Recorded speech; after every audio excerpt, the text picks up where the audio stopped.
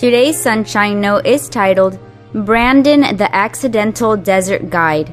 When my spirit grows faint within me, it is you who knows my way.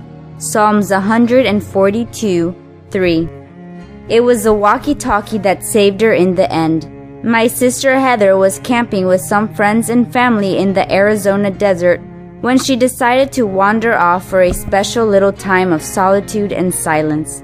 Enjoying the scenery and the chance to get away from the crowd, she wounded her way deeper and deeper into the desert and farther away from camp.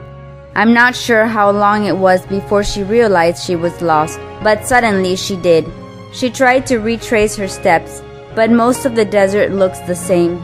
She tried to look for familiar landmarks, stones, bushes, hills, but each one blended into each other. That's when she remembered the walkie-talkie she'd brought along with her. Frantically radioing back to camp, she hoped that she had not walked too far out of range to be heard. Lucky for her, though most of the others had left the camp, Brandon was near enough to a radio to hear her cry for help. He picked up and was able to understand her story. Then he slowly began talking her back to camp. Though he couldn't see where she was, he knew the way she needed to go, and he led her safely out of the desert and into the campsite. You may not always feel lost, and that's good.